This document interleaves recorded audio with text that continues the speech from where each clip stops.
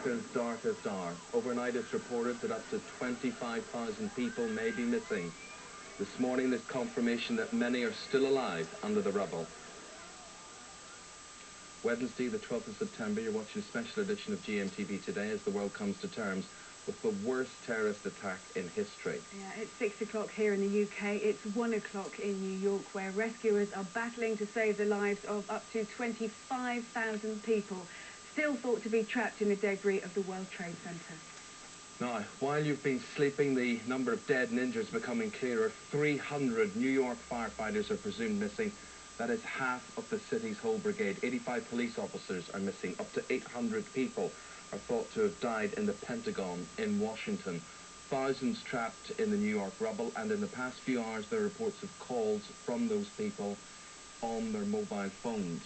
Yeah, our correspondent Helen Morton lives only a few blocks from the Twin Towers. We'll be talking to her in just a moment. In Los Angeles, Jackie Brambles, Los Angeles is of course the original destination of two of the hijacked planes before they were diverted. John Stapleton brings us the latest from Downing Street, where in 2 hours' time the Prime Minister is holding an emergency meeting of his war cabinet. And Richard Gaisford's at Heathrow. He brings us the latest on the travel chaos, both here at home in the UK, throughout Europe, and for cross-Atlantic flights to the US. OK, let's go first to Los Angeles. Jackie Brambles is there. Los Angeles, of course, where 3 of the planes were heading before they were hijacked. Morning to you, Jackie. What's known so far about the people on board those hijacked airliners? Good morning, Fiona and Eamon. Very little information specifically about the people on board who were from Los Angeles. We do know that some people who were in the entertainment business, the primary industry here, were on board. But a very high-profile politician's wife, Barbara Olson, was on board one of those flights that was due to come to Los Angeles. Her name is Barbara Olson, and she, in the final moments of her life, managed to get 2 phone calls out to her husband, who is the Solicitor General of the United States. He was one of the many lawyers who defended George Bush when he was vying for the presidency with Al Gore. She managed to make 2 calls. The first one to inform her husband that they were being hijacked. She described the hijackers herding everybody to the back of the plane, that they were only armed with knives and what appeared to be cardboard cutters or carpet cutters, something like a Stanley knife, I believe, that several of the crew had been stabbed, and that the pilots were also at the back of the plane. She managed to call her husband back again, and her final words to him were, "Nobody seems to know what to do. What shall I tell the pilot to do?" That was the last that Theodore Olson heard from his wife. She was not alone in having the dreadful knowledge that her fate was only seconds away. In fact, it seems an eerie similarity on at least 3 of those flights. All of these people all herded to the back of the planes, all given an opportunity, or in fact were forced, we believe, to make cell phone calls to their loved ones to tell them that they were going to die and to tell them goodbye.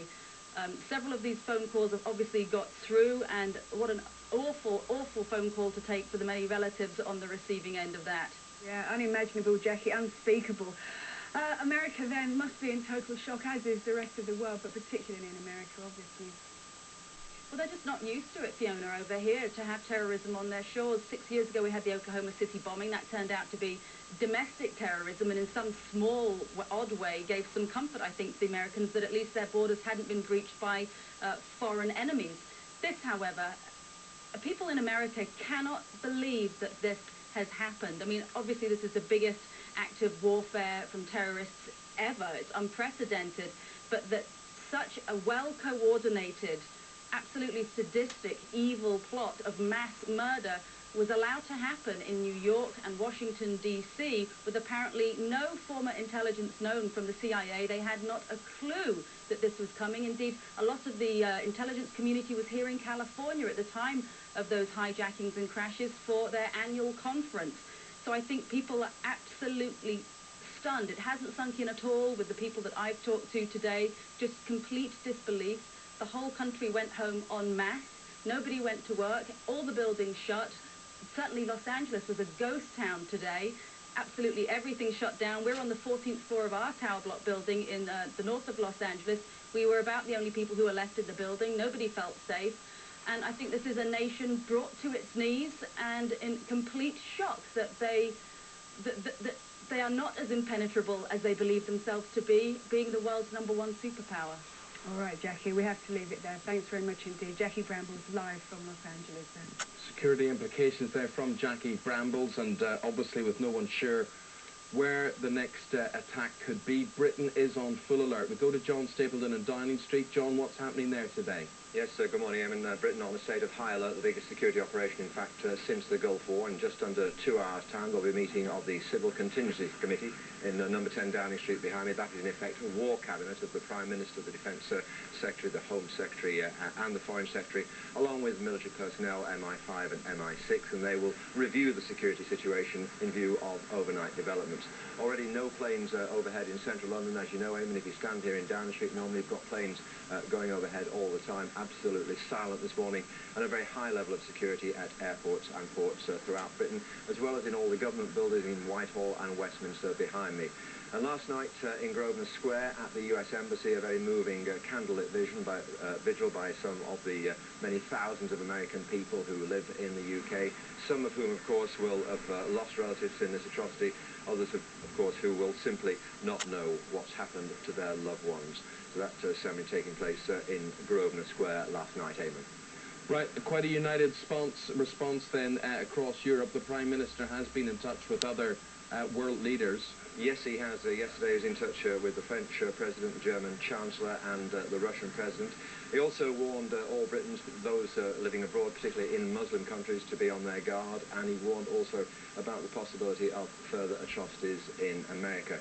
And Mr. Blair, when he came back to Downing Street from the TUC yesterday, he made it very plain that Britain stands shoulder to shoulder with the United States against what he called this new evil, and our military assets and personnel will be available if they are required to take action against those responsible for this atrocity. So this war cabinet meeting about 8 o'clock this morning then, we reckon? Due to kick off at 8 o'clock, but before that, just before that, Eamon, we are expecting a briefing from the Foreign Secretary, Jack Straw, in the Foreign Office just around the corner from me. He'll be talking to the world's press, I think, about 7:45, and then coming around here to Downing Street to take part in that Civil Contingency Committee, which is, in effect, as I say, a war cabinet meeting. John, thanks for that. Obviously, we'll come back to you as things happen there throughout the morning. John Stapleton at Downing Street. Yeah, we can now go live to New York. Helen Morton's there. Helen lives not far away from where this awful tragedy took place yesterday. Morning to you, Helen. Just fill us in as to what your experience was yesterday. Good morning, Fiona. Well, you've joined us. This is a city in shock and a whole country in mourning. I was actually woken up about 15 or 16 hours ago with the deafening sound of sirens. Not an uncommon occurrence here in New York City. It's a very noisy place to live. But it was so loud and so continuous that I rushed to the window early this morning, looked out, climbed onto my fire escape, and as I looked left, where I can normally see the World Trade Center, the sight that greeted me was a plane sticking out of the side of the World Trade Center. It was difficult in those first few minutes to realize quite what had happened. My first thoughts were it looked as if a plane by accident had hit one of the towers, but I immediately switched CNN on, and with that saw then the shots of the aircraft, the second hijacked aircraft, heading towards the other tower and then literally bursting into flames. Fiona, I rushed straight back out onto the fire escape, and within seconds was standing there watching the fireball outside my apartment. I can't describe to you the feelings I had. It was just an unreal situation. As the minutes went by, I saw people jumping from as high as 70 floors up in the building. They were clearly trapped, maybe trapped by fire. We're not sure quite what was going on in the building, but they were trapped and presumably knew they were going to die and thought that the better way out was to actually jump out of the building. Then a few moments later, I heard screaming. People were running outside of my apartment, up the street, away from the World Trade Center, and within a matter of seconds, the first tower collapsed. It fell, Fiona, like a deck of cards. It just absolutely crumbled in a matter of seconds. There was also, it looked like ticker tape in the air or bits of confetti. There were all sort of shiny bits floating through the air, which I suppose now would be whole sheets of metal, shards of glass. It really is difficult to describe to you the emotion. It really did feel like it was a dream. It felt it wasn't real. I was just totally shocked. Minutes later, the second tower collapsed. And I just stood there on my balcony in tears. I mean, you're just watching people die, Fiona. People were trapped inside the building, people jumping to their deaths, and the imaginable horror of those poor people on the hijacked plane is just absolutely unbearable to think of. I think in our business we use the phrase "it was like a war zone" way too often, but believe me, in the next few hours I took a walk down to the site, as close as I could get to the site, and it really was like a war zone. People were crying, people were hurt, people were frightened, people were wounded. Debris was blowing all the way through the streets, cars were covered in rubble. Even the emergency workers, who are normally so cool and calm and collected in these situations, absolutely terrified. Nobody knew what was going to happen next, and of course there was a great fear that other buildings would collapse.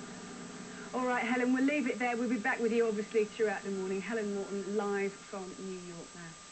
6:10 is the time on this Wednesday morning. If you're looking to travel around the country by air today, no flights to and from the States, of course. There will be flight disruption as a result throughout Britain. We go to Heathrow. Richard Gaisford is there. Richard, what can you tell us? Well, many more police on the ground here at all the terminals in Heathrow and across all of the airports around the country as well, Eamon. In fact, in the last few minutes, 3 van loads have just turned up. Very high security presence indeed. As you say, nothing going to America, nothing going to Canada as well. And there's also going to be flight restrictions over the UK. No private aircraft are going to be allowed to take off today and for the foreseeable future. And certainly no air traffic movement at all across central London. Normally, we'd see planes coming down across the River Thames. They certainly won't be happening. They're going to be rerouted. So there's going to be some delays because of all this added security at every single airport. And if you are flying into London or flying out of London, some extra delays there because they're going to have to reroute all of these flight plans.